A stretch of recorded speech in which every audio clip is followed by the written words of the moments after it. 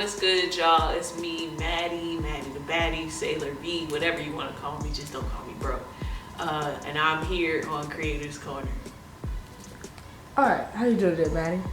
I'm great. Like, it's a good Thursday. The sun is out.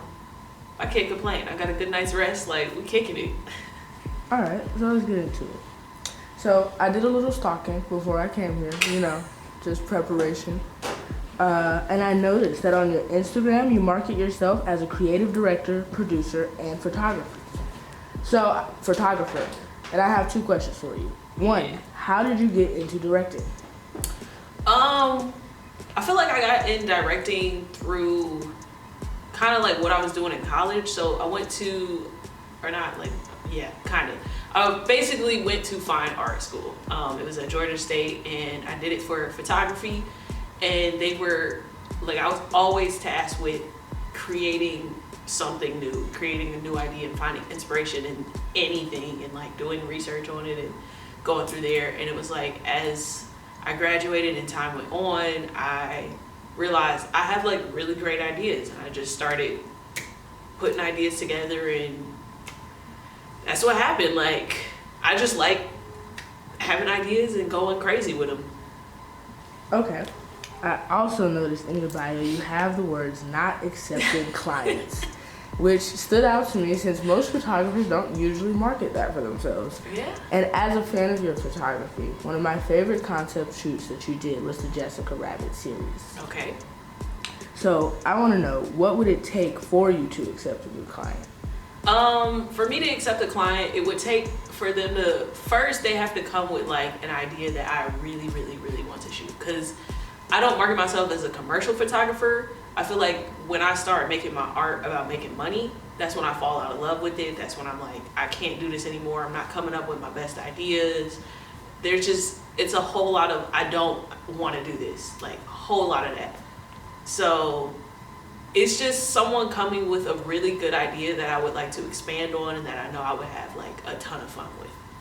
So that's probably it. What's been your favorite concept shoot? Oof. Damn. God. It's so hard to say. So I would put it in like a top 3.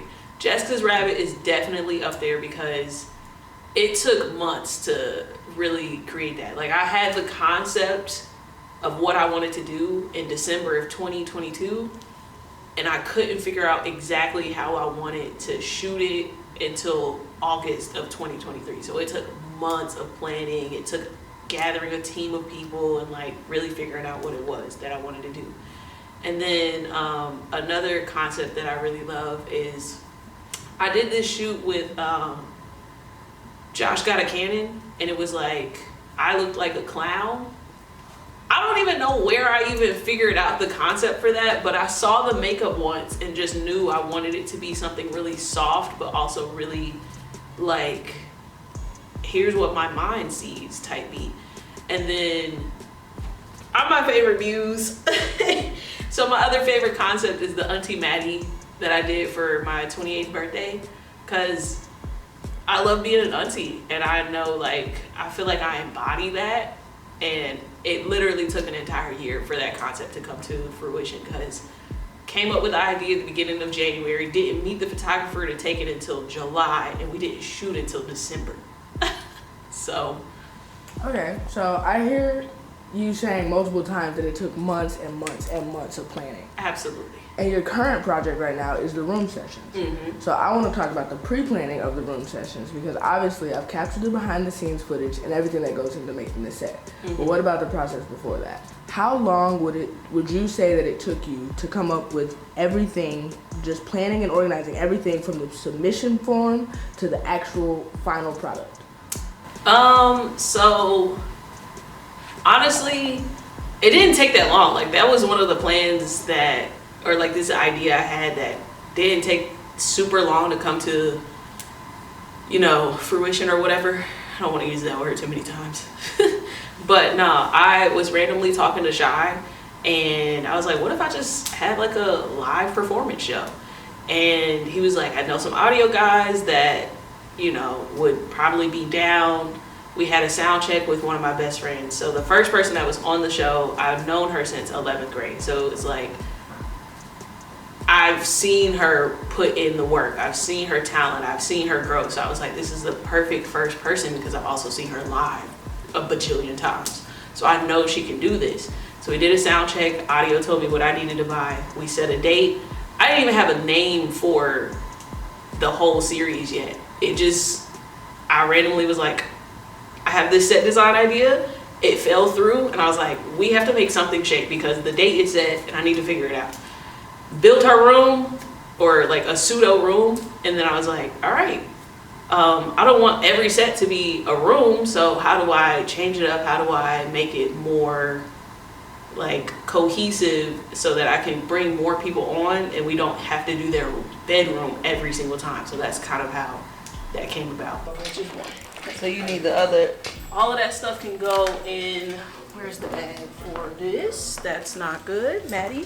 Oh. Could you please put all the metal utensils into that bag? What metal utensils? Everything. You don't need the rest of, you don't need these two? They're all extra. Are you sure? Like if I lose one. But are you sure it's extra? I built this 3 times. Oh, okay. By myself at that. Wait, I just screwed that part over. And the submission form came later. Like, it's just so people can get on my radar. So I can watch and see how they move about like making music, performing, how they feel about their talent and their art, and being like, this is my only plan. There is no plan B type thing. So What was the original set design? the set design literally was just gonna be honestly, it was gonna be my friend just standing in front of like a ton of plants. But I couldn't find a ton of plants at the time. Like I was like, damn, this isn't gonna work. And even then, like if I had that set design, I didn't know what I was gonna call it if I kept going with that. So I'm actually really glad with the direction it ended up taking.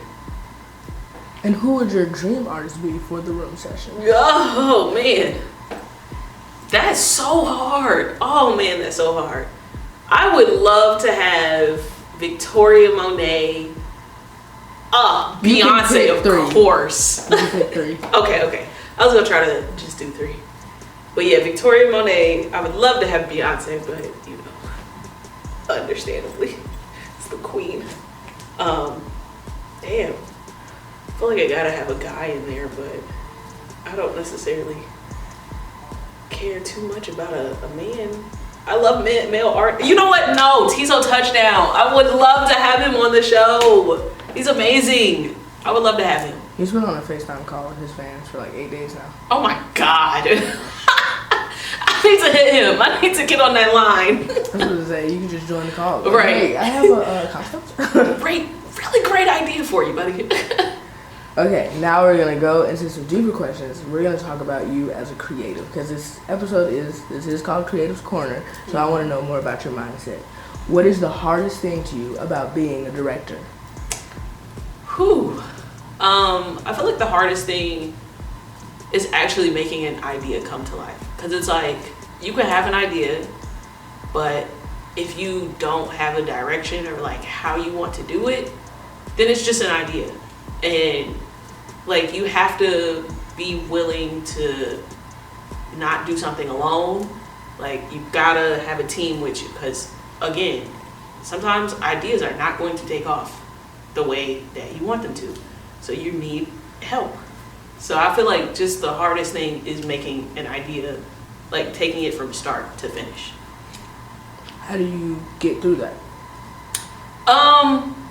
For me, it depends on how stuck on that idea I am. Because I have so many thoughts and like directions I want to take.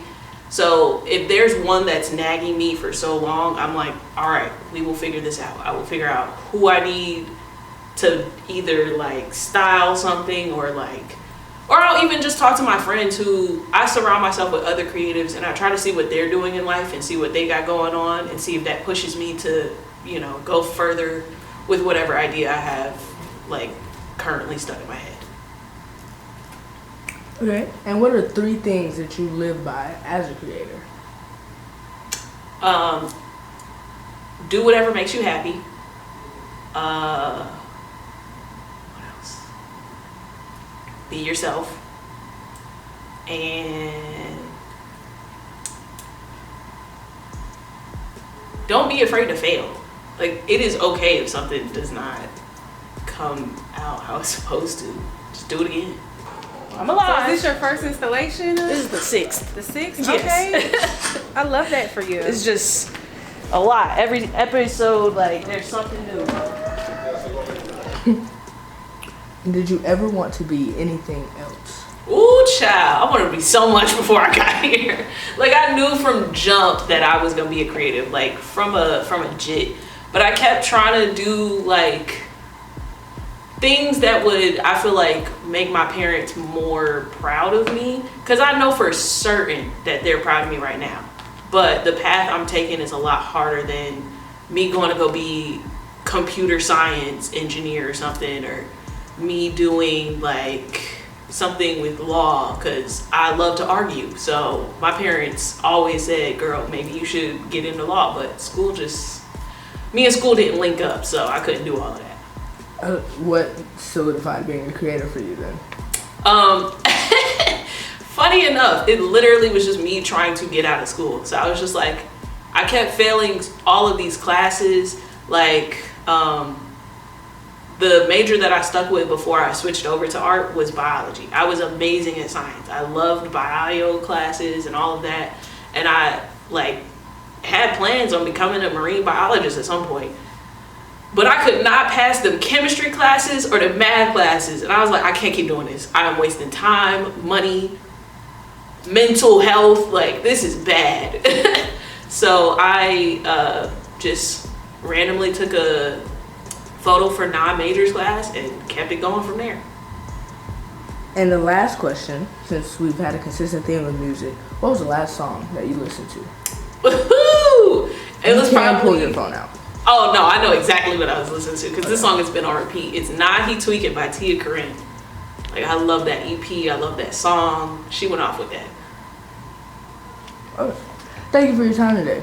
Absolutely. Thank you for having me. What's good, y'all? Again, this was Madi the Baddie, Sailor V. Call me what you want, just don't call me broke. And y'all were checking out my episode of Creators Corner. I came last. We never going up, never going back. Run around black on black, don't got a match.